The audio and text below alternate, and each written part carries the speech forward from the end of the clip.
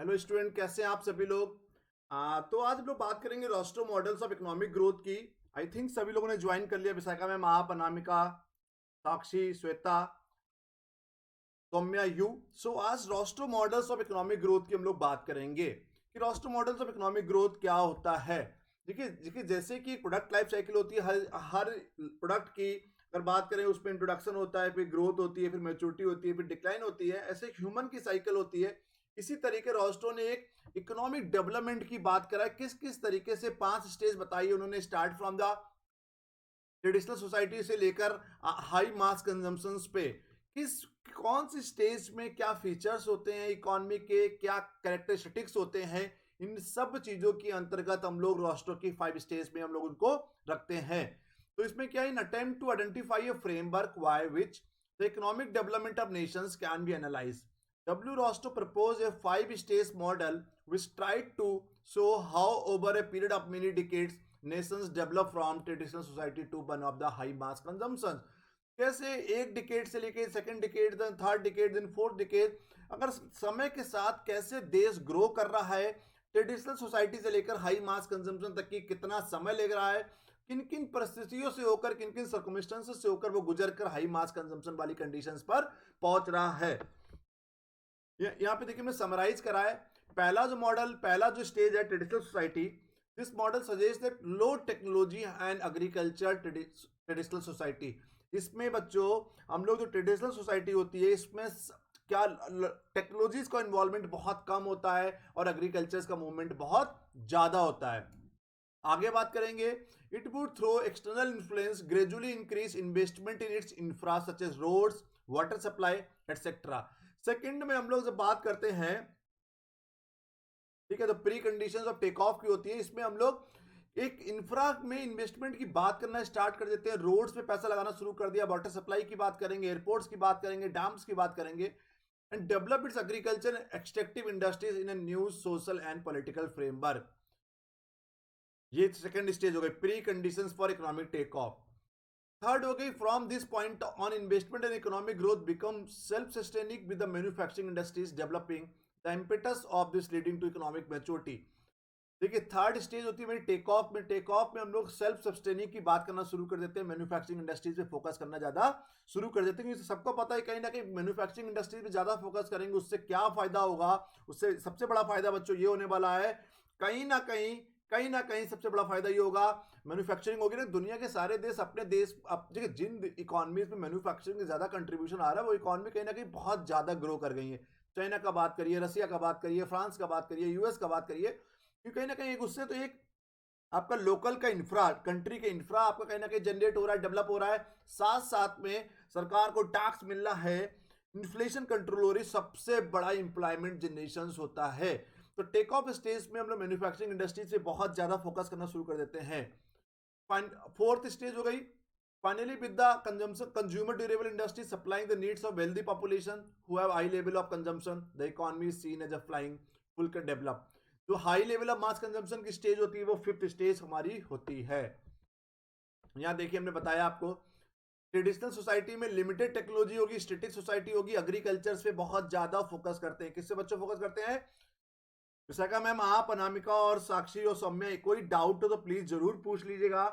Traditional society के अंतर्गत हम लोग लिमिटेड टेक्नोलॉजीज की बात करते हैं, टेक्नोलॉजीज का इन्वॉल्वमेंट बहुत ज्यादा नहीं होता। इस वजह से हमारा क्या होता है, इस वजह से हम लोग बहुत ज्यादा ग्रोन अप नहीं हो पाते, सोसाइटी हमारी स्टैटिक इन नेचर होती है। अब preconditions for take off की बात करेंगे, transitions triggered by external influence, interest और मार्केट।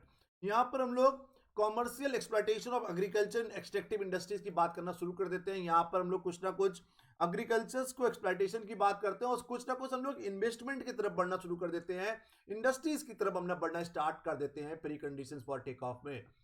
टेक ऑफ में बात करेंगे डेवलपमेंट ऑफ मैन्युफैक्चरिंग सेक्टर। यहाँ पे सेल्फ सस्टेनिंग की बात कर रहे हैं। किसकी बात कर रहे हैं?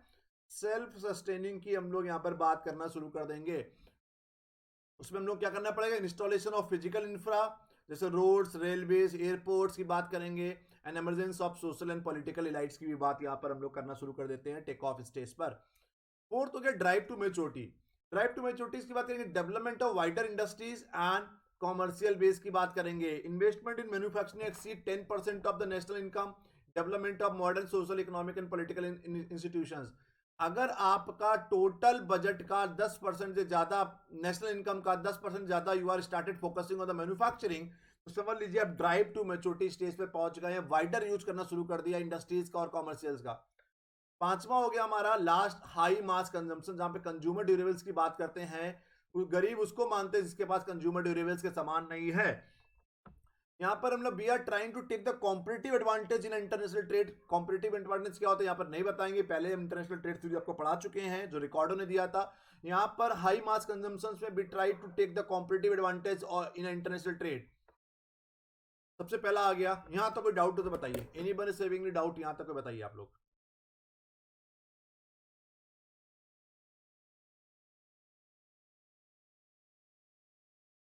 किसी को यहाँ तक कोई डाउट बताइए।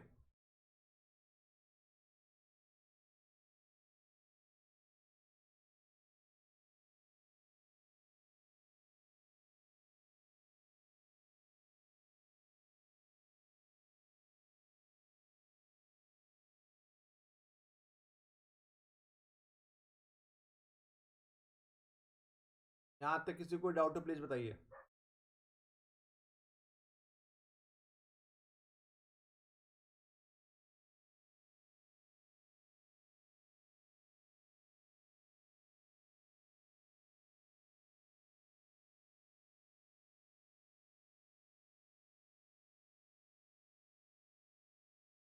ठीक है, चलो आगे बढ़ते हैं। पहला आ गया द ट्रेडिशनल सोसाइटी। अब इसको डिटेल में बात समझाने की कोशिश करते हैं आपको। Rosto use this term to define a country that has not been yet started a process of development।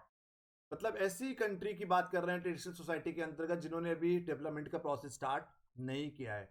Traditional society contain a very high percentage of peoples engage in agriculture and a high percentage of the national's wealth allocated to the what Rosto call non-productive activities such as the military and religions।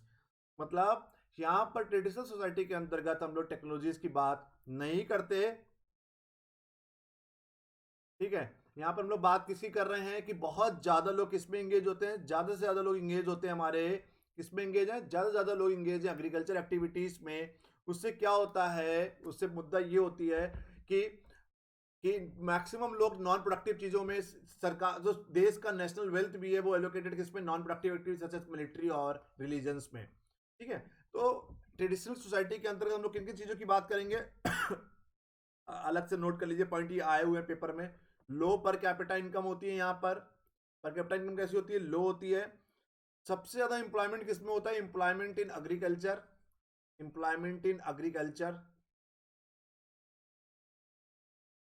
ठीक, social mobilities बहुत ज्यादा होती है क्योंकि क्योंकि देश या कोई कंट्री कंट्री या कोई स्टेट डेवलप नहीं होता, सोशल मोबिलिटीज बहुत ज्यादा होती है because people have to be people has to be move from one place to other place to search out certain employment opportunities.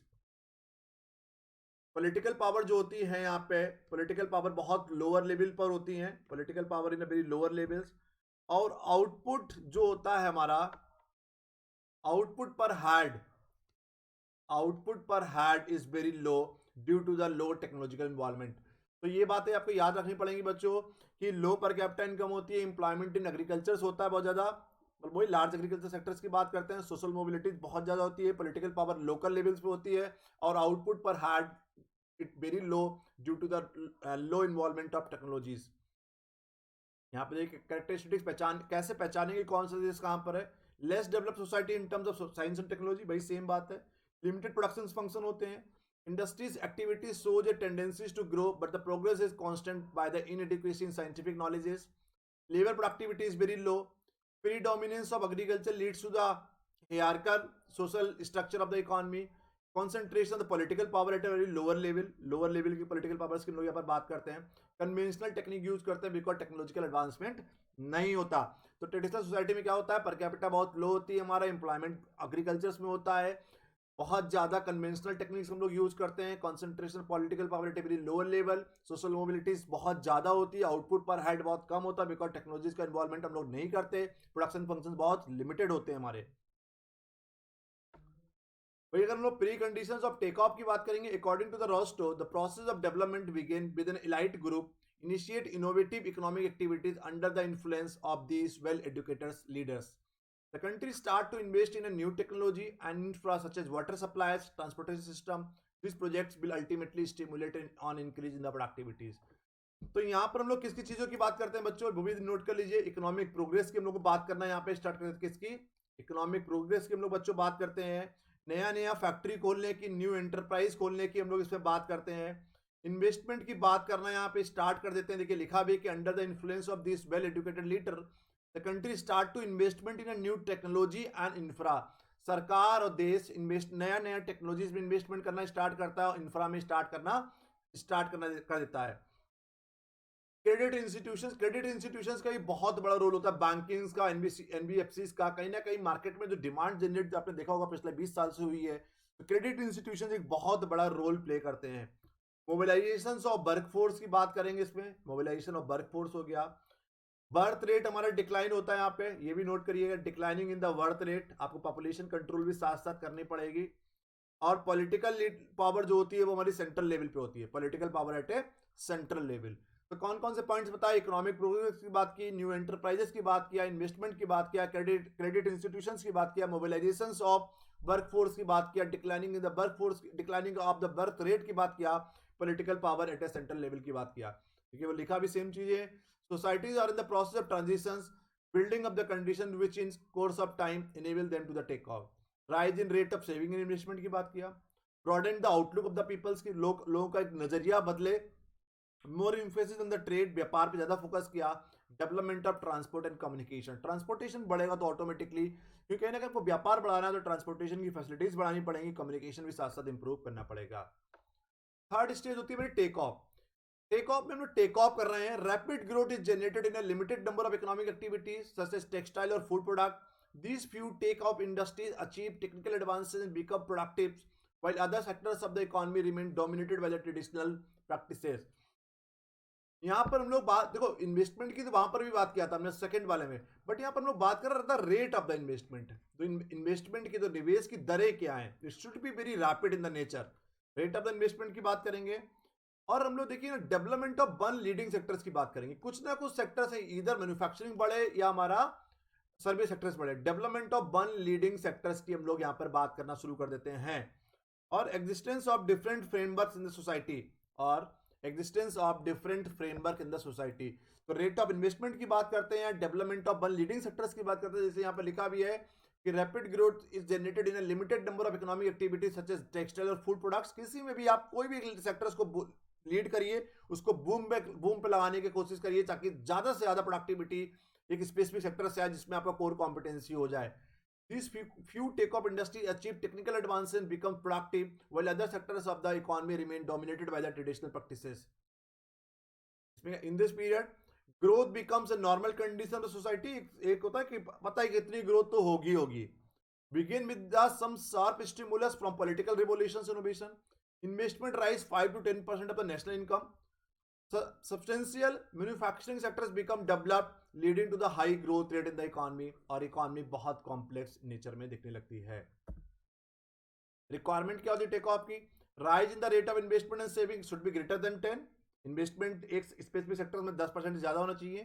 Development of one or more substantial manufacturing sector with a high rate of growth. हमने यहाँ पर भी आपको पहले यहाँ पर भी लिखाया था कि development of one leading sector, आपको एक सेक्टर्स में ज्यादा से ज्यादा फोकस करना है जिसपे हाई रेट ऑफ ग्रोथ रहे। यहाँ पे देखिए आगे हम लोगों ने बात किया, Rostow group the sectors of economy in following 3 category. 3 category इन्होंने टाइप करके रखा हुआ है, डिवाइड किया है। Primary growth sectors, supplementary growth sectors और derived growth sector. Primary growth sectors बच्चों क्या होता है, फिर possibilities of high growth rate exist and activity in them set in the motion expansionary forces elsewhere. एक प्राइमरी ग्रोथ सेक्टर जिसमें सबसे ज्यादा आपके पास ग्रोथ आ रही हो। सप्लीमेंट्री ग्रोथ सेक्टर्स की बात करेंगे, when rapid growth take place in direct response to progress in primary sector. उस सेक्टर की वजह से सेकेंडरी कोई ऐसा सेक्टर जिसकी उसकी वजह से, टेक्सटाइल की वजह से आपको अपैरल इंडस्ट्रीज में या आपको फैशन इंडस्ट्रीज पे कहीं ना कहीं आपको बूम मिला है। फिर drive where the growth materialize in some steady response to increase in the real income, population, etc. कहीं ना कहीं आप एक सेक्टर ग्रोथ करेगा तो पैरेलल और भी सेक्टर्स ग्रोथ करेंगे, स्टडी ग्रोथ होगी, स्टडी रिस्पॉन्स होगा, ओवरऑल रियल इनकम बढ़ेगी, पॉपुलेशन बढ़ेगी। फोर्थ बात करते हैं drive to maturity. Modern technology previously confined to a few take off industry diffused to a wide variety of industries which then experience rapid growth comparable to the take-off industry. Workers become more skilled and specialized की बात करते हैं। यहाँ पर हम लोग क्या बात करते हैं, shift in the occupational distribution, shift in the occupational distribution, occupational distribution shift होना स्टार्ट हो जाता है। Shift in the consumption pattern, लोगों का कंज्यूम करने का तरीका बदल जाता है, shift in the consumption pattern की बात करते हैं। Shift in the consumption of leading sectors की बात करते हैं हम लोग, इसमें कंजम्पशन भी हमारा लीडिंग सेक्टर्स में चेंज होता है। तो देखिए modern technology previously confined to a few take off industry diffuse to a wide variety of industry which then experience rapid growth comparable to the take off industry. Characteristics change in the character of the labour forces, more organised हो जाते हैं, wages increase होती है। Change in the character of entrepreneurship का तरीका बदलता है। Increase in the investment from 10 to 20% of national income. Old methods are replace by the new technology को अडॉप्ट करते हैं हम लोग। एक्सपोर्ट बढ़ता है, less dependent on the other countries, दूसरों पे डिपेंडेंट कम हो जाते हैं। स्टैंडर्ड ऑफ लिविंग बढ़ता है, पर कैपिटा इनकम इंक्रीज होती है। Development of new sectors because of linkage sport which can be forward और बैकवर्ड। बताएंगे फॉरवर्ड और बैकवर्ड्स क्या होता है। फॉरवर्ड की बात करते हैं, फॉरवर्ड लिंकेज होता है it created when the investment in a particular projects encourage investment in a subsequent state of productions। Forward linkage की बात करेंगे, इस फॉरवर्ड लिंकेज कब क्रिएट होता है, फॉरवर्ड लिंकेज क्रिएट होता है बच्चों कि forward linkage is created when investment in a particular project encourage investment in a subsequent stage of productions। Backward linkage की बात करेंगे, is created when a project encourages investment in facility that enable the project to the succeed. तो एक forward linkage हो गया, एक हमारा backward linkage हो गया। लास्ट स्टेज होती है the age of the high mass consumption.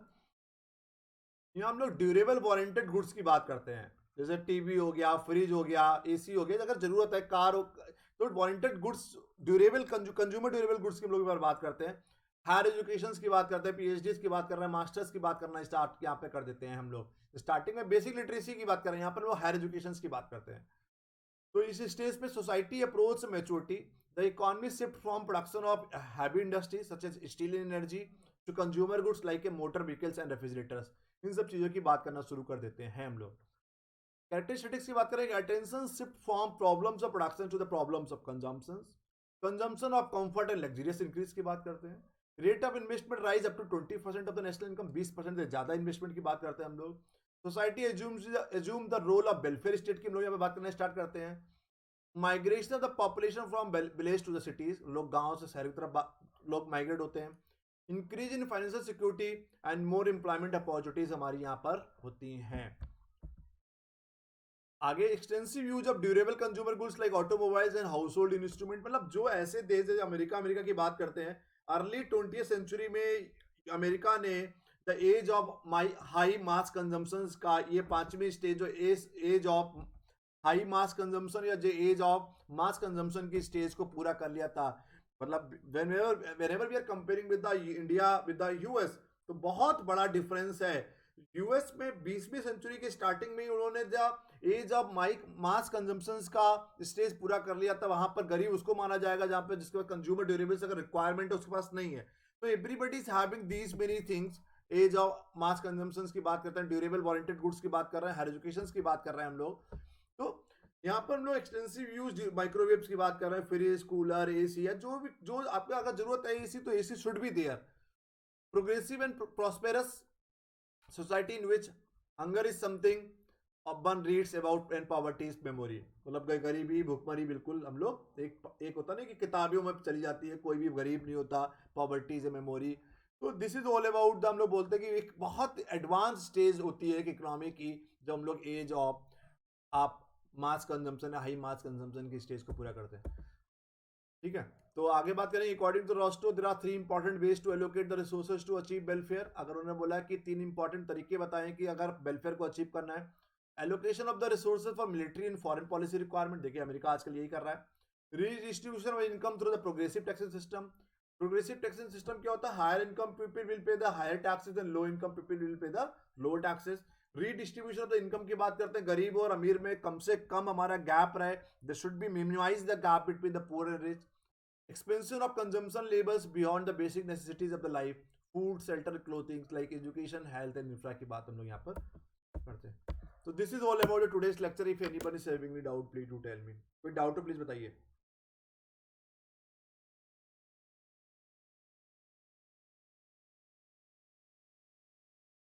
कोई डाउट हो प्लीज बताइए, anybody is having any doubt. तो आज रोस्टो स्टेज ऑफ हम लोगों ने राष्ट्रों की 5 स्टेजेस जो इकोनॉमिक ग्रोथ की, इकोनॉमिक डेवलपमेंट्स की हमने पूरा आज कवर कर लिया है। आप लोग कोई डाउट हो तो प्लीज बताइए।